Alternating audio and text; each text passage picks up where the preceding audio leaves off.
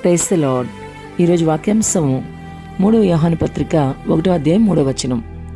నీ సత్య ప్రవర్తన గూర్చి సాక్ష్యము చెప్పగా విని బహుగా సంతోషించితిని. ఆమెన్, హల్లెలూయా. ప్రభు ఈ వాక్య భాగం నుండి ఈరోజు మనతో ఏం మాట్లాడుతున్నారో చూద్దాం. ప్రియ సహోదరి సహోదరుడా, ఈరోజు నీ ప్రవర్తన ఎలా ఉంది? సత్య ప్రవర్తననే నీవు నిజంగా కలిగి ఉన్నావా? నీ ప్రభు సత్యవంతుడని నీకు తెలుసు కదా.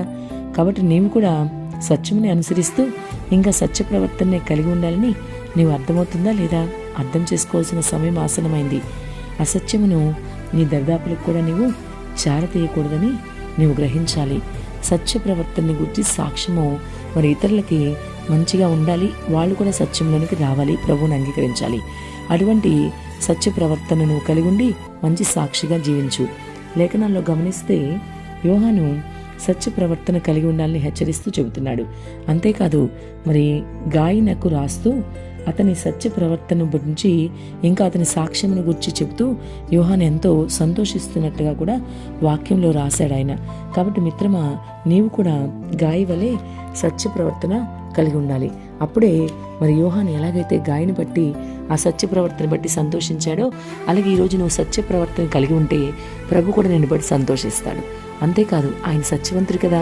యోహాను సువార్త 14:6 ఆయన వివరంగా చెప్తున్నాడు, నేనే సత్యము అని చెప్తున్నారు కదా.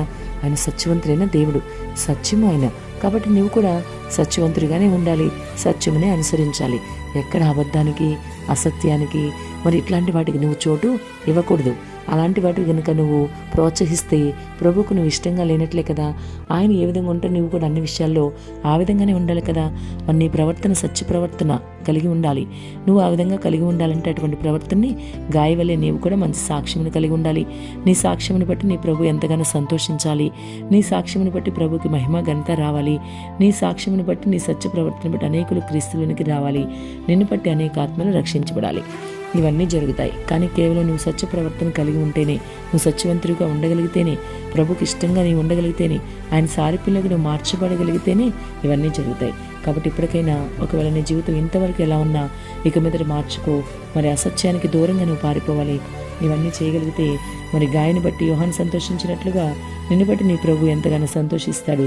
అంతేకాదు కానీ మరి నీ సాక్ష్యంని బట్టి నీ బంధువులు, స్నేహితులు, శ్రేయభిలాషులు ఇంకా అందరూ సంతోషిస్తారు. ప్రభులోకి రావడానికి అవకాశం ఉంటుంది. వారు ప్రభులోకి వచ్చి మరి రక్షణ పొందుకుంటారు. మరి ధైర్యంగా వాళ్ళ ఆత్మీయ జీవితాన్ని ముందుకు కొనసాగించుకోగలుగుతారు. ఇంకా రక్షణ పొందని నీ కుటుంబ సభ్యులు కూడా నిన్ను బట్టి నీ సత్యాన్ని బట్టి మరి వాళ్ళు కూడా రక్షణ పొందుకుంటారు. కాబట్టి ఇప్పుడు ఈరోజు మరి సహోదరి సహోదరా, నీ ప్రవర్తన ఎలా ఉందో ఒకసారి నిన్ను ఆలోచన చేసుకో, పరిశీలించుకో. తప్పకుండా నువ్వు సత్య ప్రవర్తన కలిగి ఉండు. అటువంటి ప్రవర్తన కలిగి ప్రభుకి ఇష్టంగా జీవిస్తే ప్రభు రాజ్యానికి వారసుడు అవుతావు. నీ ద్వారా అనేక ఆత్మలు కూడా మళ్ళీ ప్రభు దగ్గరికి చేరుకోగలుగుతాయి. అట్టి కృప ప్రభు నీకు దయచేయను గాక. ఆమేన్.